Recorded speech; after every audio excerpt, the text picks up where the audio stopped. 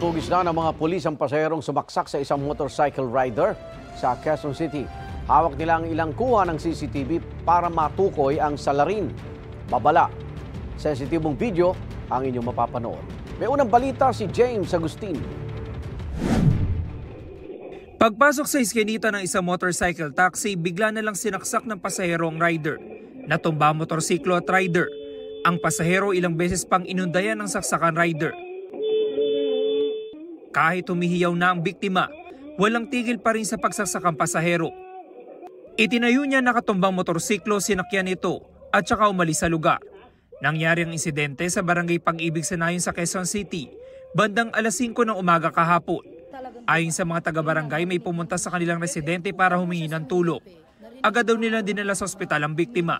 Nakita po namin si rider, hawak-hawak po niya yung leeg niya. Na yun nga po, puro dugo, duguan po siya. Nung pagbuhat na po habang sinasakay na sa ambulansya, sinabihan po siya nung BPSO namin na, "Pre, lumaban ka, kaya mo yan." Umuon naman po siya. Nagpapagaling pa sa ospital ang 43 anyos sa lalaking rider na nagtamo ng hindi bababa sa 10 saksak sa iba't ibang bahagi ng katawan. Sa imbestigasyon ng pulisya, lumalabas na sumakay ang pasahero sa Recto Avenue sa Maynila at nagpahatid sa lugar kung saan nangyari ang pananaksa.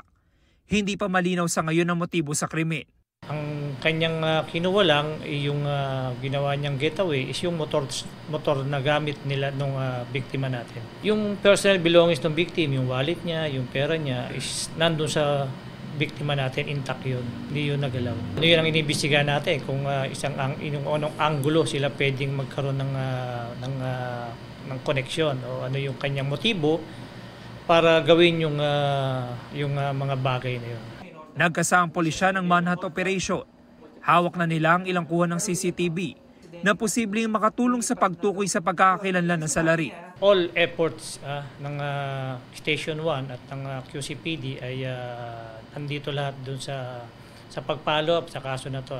Kaya hanggang ngayon, yung mga tao natin nasa labas pa rin at nagpa-follow up dito. Nakipag-ugnayan na rin daw ang QCPD sa kumpanya ng motorcycle taxi rider. Ito ang unang balita. James Agustin para sa GMA Integrated News.